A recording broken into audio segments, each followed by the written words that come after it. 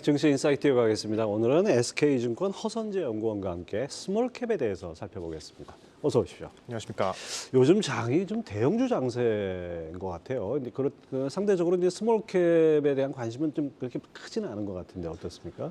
네, 안 그래도 지금 최근 스몰캡 중소형주 시장에서는 이렇게 최근에 대내외적인 매크로 불확실성 또한 좀 높아지고 있는 상황이기 때문에 이 개별 종목단에서도 순환매가 굉장히 빠르게 좀 일어나고 있기 때문에 이 종목의 변동성도 굉장히 커져서 이 시장을 대응하기에 대한 난이도가 좀 높아진 상황입니다. 그렇기 때문에 저는 이제는 좀 중소형주 안에서는 이제 확실한 이 주가 모멘텀을 가지고 예. 있거나 아니면은 탄탄한 실적 성장을 보여줄 수 있는 그런 업체들 위주로 좀 선별적으로 봐야 한다라고 말씀드리고 있습니다. 사실 대형주 같으면은 뭐 리포트도 많고 뭐 워낙 이제 언론에서 언급되는 것도 많고 하기 때문에 정보를 얻기 쉬운데 스몰캡은 상대적으로 좀 이렇게 찾기가 어려운 것 같아요. 분명히 보석이 있긴 있는 것 같은데 어떻게 보석인지 그 찾으려면 뭘 봐야 됩니까? 네, 아무래도 이게 뭐 탑다운, 바텀업, 저는 이렇게 두 가지를 다 보고 있는데 지금 오늘 준비한 종목은 사실 탑다운적인 측면에서 좀 수혜를 볼 수 있는 YM텍이라고 하는 종목을 준비를 해왔습니다. 이 YM텍이 2차 전지 배터리에 필수로 탑재되는 EV 릴레이 전문 제조업체 이렇게 들었는데요. EV 릴레이가 어디에 쓰이는 겁니까? 네, 아무래도 EV 릴레이라는 제품이 굉장히 좀 생소하실 텐데요. EV 릴레이 같은 경우는 이 2차 전지 배터리 안에서 이 전원을 껐다 켰다 좀 제어해 줄 수 있는 이런 핵심 부품이다라고 봐주시면 될 것 같습니다. 현재 EV 릴레이 같은 경우는 이 전방 산업을 봤을 때 ESS, 전기차 충전기, 네, 그리고 전기차, 더 나아가서는 태양광 인버터 등에 주로 활용이 되고 있고요. 저 그림에 보니까 지금 별표로 표시된 부분이 EV 릴레이가 적용되는 부분이라고 되어 있는데요. 저기 지금 보이죠? 차 안에? 저 어떻게 보이십니까? 저거 어차 설명 좀 해주시죠. 네, 일단 저거 같은 경우는 이제 전기 차량 내에 설치가 되고 있는 EV 릴레이인데요. 사실 YM텍 같은 경우는 아직은 전기차에 이 EV 릴레이 탑재가 안 되고 있는 상황입니다. 작년을 기준으로 놓고 봤을 때 이 적용 산업별 동사의 매출 비중을 좀 쪼개 보면 ESS 45%, 전기차 충전기 25%, 네, 그리고 상용 전기차 10% 수준입니다. 그래서 현재까지는 이 ESS 향 매출이 대부분 좀 발생하고 있는 45%, 상황이다라고 예. 봐주시면 좋을 것 같습니다. 그 앞으로는 뭐 전기차에도 들어갈 수 있는 건가요? 네, 맞습니다. 그 추후에 좀 뒤에 가서 설명을 해드릴 텐데 지금 YM텍 같은 경우는 이제 전기차에 동사의 EV 릴레이를 탑재하기 위해서 지금 신공장을 좀 짓고 있는 상황입니다. 올해 하반기 때 이제 착공이 예상되고 있고요.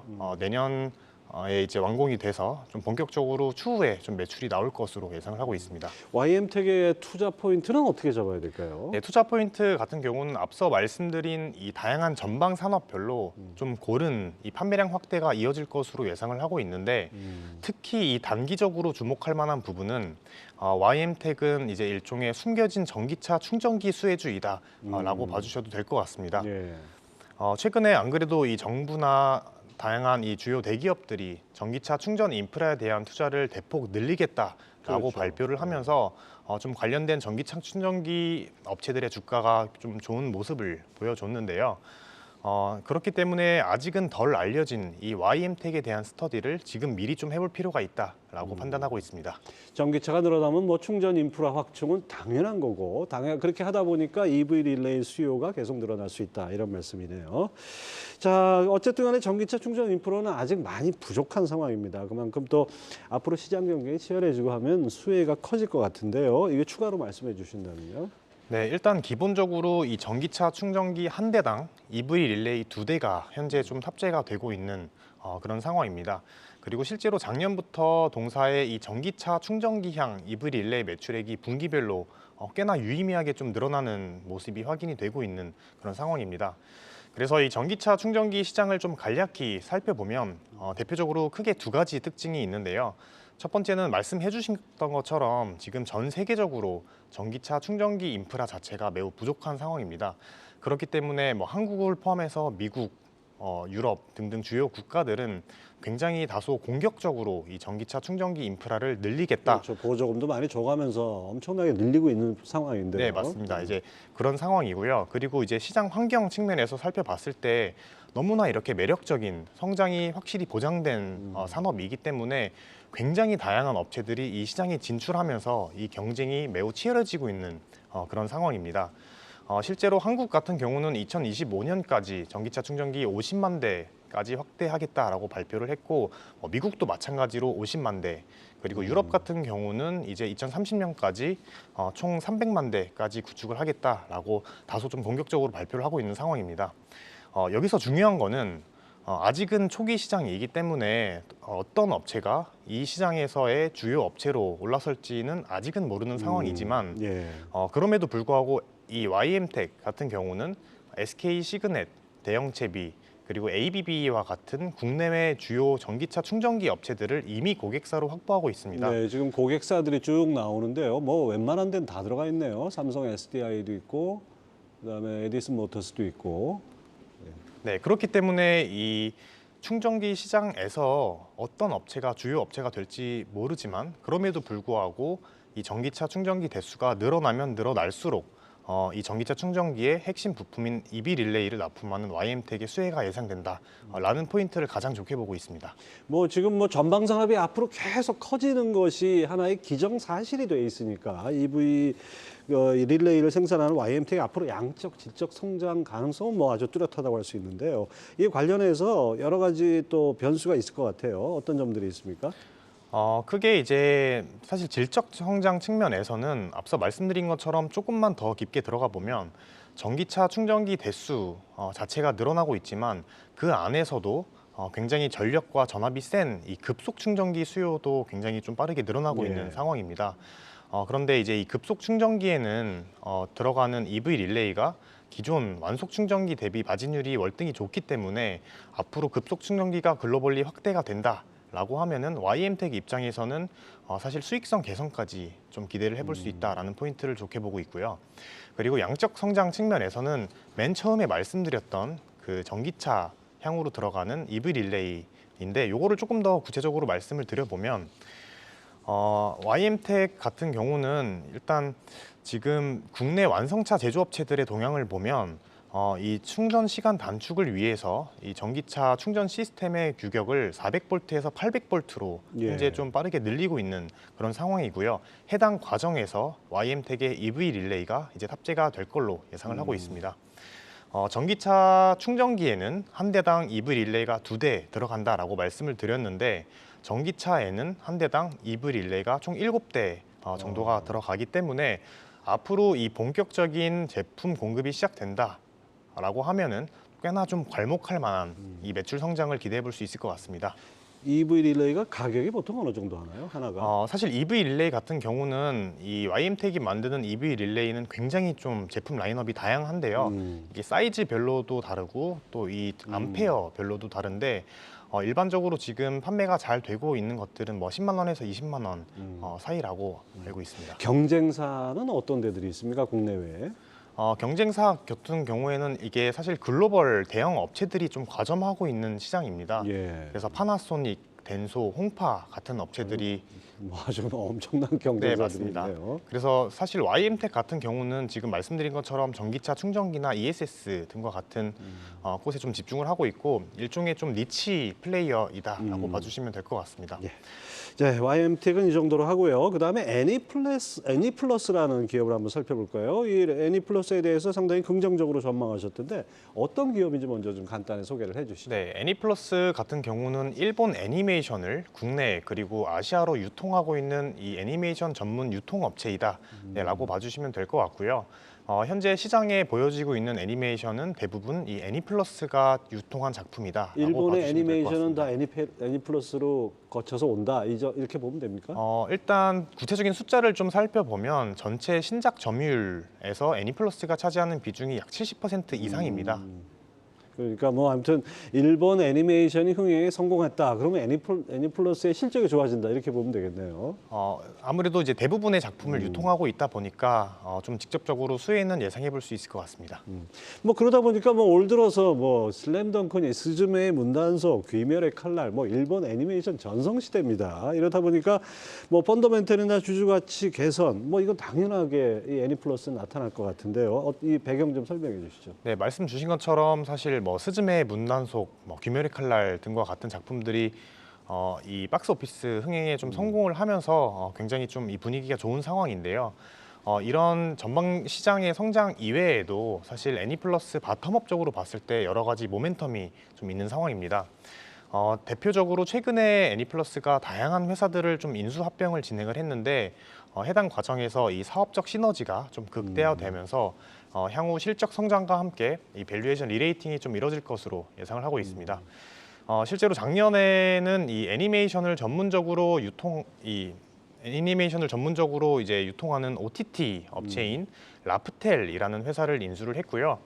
올해 같은 경우는 이제 애니플러스의 경쟁사이자 업계 2위 업체인 애니맥스라고 하는 회사를 인수했습니다. 그래서 간략히 좀 말씀을 드리면 이 라프텔을 통해서 국내외 지배력이 좀 확대될 걸로 예상을 하고 있고 이제 여기에 더불어 자체 애니메이션 제작까지 좀 가능할 걸로 예상을 하고 있습니다. 네, 실제로 애니플러스 같은 경우는 과거에는 이 단순 애니메이션을 유통한다라는 측면에서 부가가치가 낮은 게 아닌가라는 그런 목소리도 있었는데요. 하지만 이제 라프텔을 통해서 자체 애니메이션, 이 자체 오리지널 콘텐츠 제작을 통해서 제작 사업까지 뛰어든다라고 하면은 충분히 더 높은 멀티플을 받을 수 있는 요인이다라고 판단을 하고 있고요. 그리고 더 중요한 건 이제 올해 인수한 애니맥스 같은 경우는 이제 동종 업계에 있는 경쟁사인데 이 애니맥스라는 회사를 인수를 하면서 앞으로 Q, P 둘 다 좀 동반 상승할 걸로 예상을 하고 있습니다. 네, Q 같은 경우는 앞서 말씀드린 것처럼 애니플러스가 과거에는 이 일본 신작 점유율이 약 70% 정도였는데 이번에 애니맥스라는 회사를 인수하면서 앞으로 신작 점유율이 85%에서 많게는 90%까지 좀 늘어날 것으로 예상을 하고 있고요. 그렇기 때문에 과거에는 사실 이 애니맥스랑 이 입찰 경쟁을 좀 했다라고 하면은 그러면 단가가 올라가지 않습니까? 그냥 맞습니다. 작품 단가가. 네, 그렇기 때문에 애니플러스 입장에서는 이제는 더 이상 불필요한 가격 경쟁을 할 필요가 없기 때문에 더욱더 저렴한 가격으로 이 원작들을 소싱해 오면서 수익성이 좋아질 걸로 좀 예상을 하고 있고 사실 제가 가장 좋게 보고 있는 포인트는 이제 애니맥스를 인수하면서 동사의 굿즈 사업이 앞으로 크게 좀 확장될 것이다라는 점인데요. 뭐 아시다시피 애니메이션 하면은 이제 이 굿즈는 무조건 좀 따라오는 그런 상품인데요. 굿즈나 문구 좌파 이런 것들이 한 28% 매출에 차지하니까 뭐 적지 않네요. 네, 그리고 사실 상당히 비쌉니다. 그래서 그렇죠. 네, 애니플러스 입장에서는 이제 이러한 이제 굿즈 같은 것들을 이제 판매를 하면은 좀 수익성 개선에도 좀 도움이 되는데 앞서 인수한 애니맥스라고 하는 경쟁사는 사실 굿즈 사업이 없던 그런 회사입니다. 그렇기 때문에 애니맥스가 가지고 있는 이 애니메이션 콘텐츠에 애니플러스가 갖고 있는 굿즈 사업 역량 네트워크 같은 것들을 더해서 좀 충분히 의미 있는 굿즈 사업의 확대가 나올 걸로 예상을 하고 있습니다. 예. 앞서 잠깐 그 애니메이션 전문 OTT 업체 라프텔 인수한 걸 얘기를 해주셨는데 이 사업 가치만 해도 최소 1,000억 이상으로 추정된다고요? 네, 맞습니다. 라프텔을 보기 앞서서 이 크런치롤이라고 하는 업체를 좀 주의 깊게 볼 필요가 있을 텐데요. 크런치롤 같은 경우는 북미에서 탄생한 이 애니메이션 전문 OTT 업체입니다.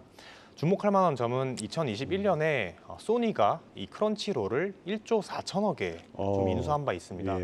굉장히 비싼 금액에 인수를 했기 때문에 소니 입장에서는 앞으로 이 애니메이션 시장이 좀 유망하게 성장하겠다라는 거를 좀 예상해 볼 수 있을 것 같고요.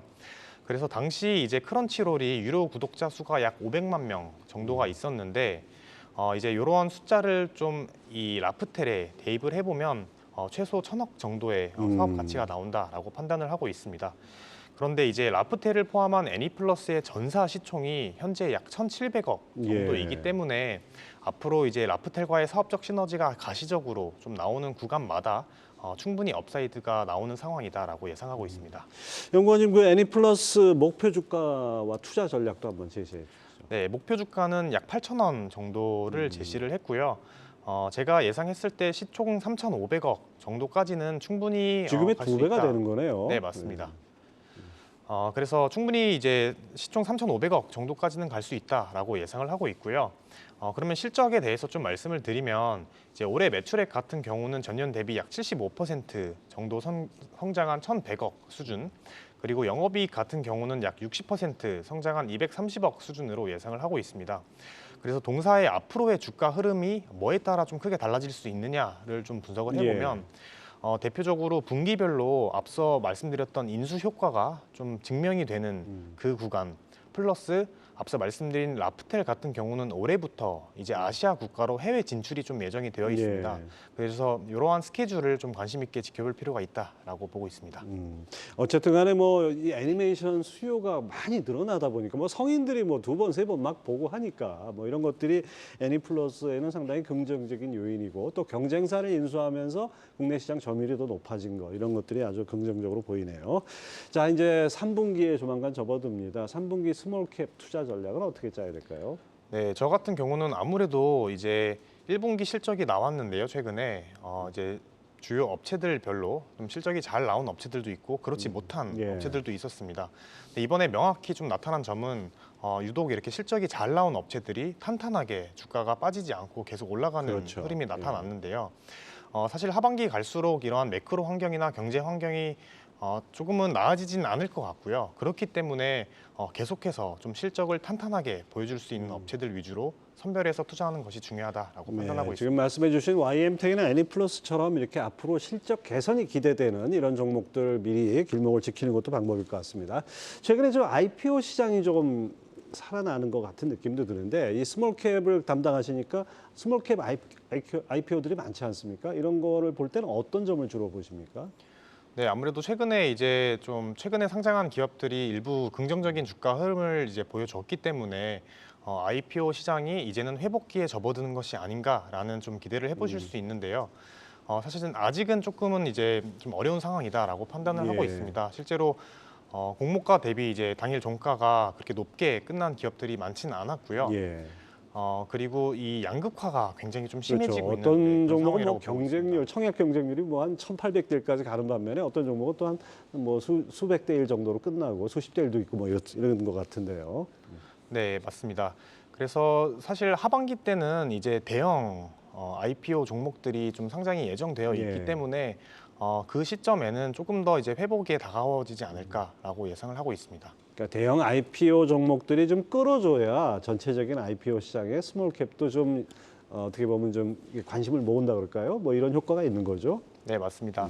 아무래도 또 이제 대형 IPO 종목들이 좀 성공적으로 IPO를 하기 위해서는 앞서 말씀드린 것처럼 이런 매크로 환경 같은 것들이 예. 조금은 개선이 될 필요는 있다라고 보고 있습니다. 예. 네, 지금까지 SK증권 허선재 연구원 함께했습니다. 말씀 감사합니다. 감사합니다.